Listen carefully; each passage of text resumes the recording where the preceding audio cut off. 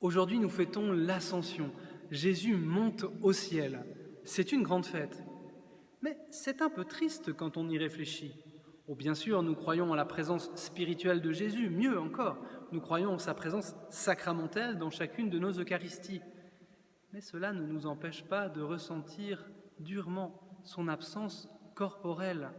Cela signifie quelque chose pour nous, après des jours de confinement. Oui, nous ne pouvons plus croiser son pas sur nos chemins, il ne peut plus venir guérir nos malades d'un geste de ses mains, nous ne pouvons plus entendre de sa bouche les paroles de la vie éternelle. Et pourtant, Jésus nous dit dans l'évangile de Jean, « Il est bon pour vous que je m'en aille ».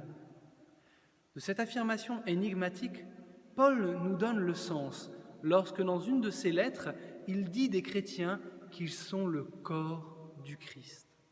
Avec cette affirmation, nous comprenons que l'ascension, loin d'être une diminution de la présence corporelle de Jésus, en est au contraire une intensification. Jésus s'éloigne pour nous laisser la place à nous qui sommes son corps. Jésus désormais a des milliers de pieds qui parcourent les routes du monde. Il a des millions de mains qui peuvent venir relever et consoler les malheureux. Il a des milliers de bouches pour annoncer aux cœurs qui sont prêts à l'entendre l'évangile du salut. Oui, nous sommes le corps du Christ. Nous avons demandé aux jeunes du groupe Tekato de nous dire quels membres du corps du Christ ils voudraient être. Nous vous proposons donc de réécouter ce passage magnifique de la lettre aux Corinthiens où Paul nous parle des chrétiens comme du corps du Christ, puis d'écouter le témoignage de ces jeunes, en nous demandant à notre tour quels membres du corps du Christ nous voudrions être. Extrait de la première lettre de saint Paul apôtre aux Corinthiens, au chapitre 12. Le corps ne fait qu'un, il a pourtant plusieurs membres. Et tous les membres, malgré leur nombre, ne forment qu'un seul corps. Il en est ainsi pour le Christ. C'est dans un unique esprit, en effet, que nous tous, juifs ou païens, esclaves ou hommes libres, nous avons été baptisés pour former un seul corps. Tous, nous avons été désaltérés par un unique esprit. Le corps humain se compose non pas d'un seul, mais de plusieurs membres.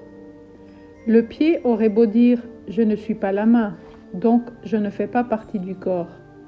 Il fait cependant partie du corps. L'oreille aurait beau dire « je ne suis pas l'œil, donc je ne fais pas partie du corps ».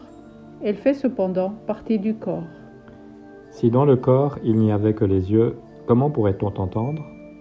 S'il n'y avait que les oreilles, comment pourrait-on sentir les odeurs ? Mais dans le corps, Dieu a disposé les différents membres comme il l'a voulu. S'il n'y avait en tout qu'un seul membre, comment cela ferait-il encore ? En fait, il y a plusieurs membres et un seul corps. L'œil ne peut pas dire à la main « je n'ai pas besoin de toi ». La tête ne peut pas dire aux pieds « je n'ai pas besoin de vous ». Bien plus, les parties du corps qui paraissent les plus délicates sont indispensables. Et celles qui passent pour moins honorables, ce sont elles que nous traitons avec plus d'honneur. Celles qui sont moins décentes, nous les traitons plus décemment. Pour celles qui sont décentes, ce n'est pas nécessaire. Mais en organisant le corps, Dieu a accordé plus d'honneur à ceux qui en est dépourvus. Il a voulu ainsi qu'il n'y ait pas de division dans le corps, mais que les différents membres aient tous le souci les uns des autres. Si un seul membre souffre, tous les membres partagent sa souffrance. Si un membre est à l'honneur, tous partagent sa joie. Or, vous êtes le corps du Christ, et chacun pour votre part, vous êtes membre de ce corps. Au sein de la communauté chrétienne, j'aimerais être la main pour aider mon prochain. Au sein de la communauté des chrétiens, j'aimerais être une oreille pour que tout le monde puisse être entendu et écouté. Au sein de la communauté des chrétiens, j'aimerais être l'œil pour partager la beauté des paysages et de ce monde aux autres.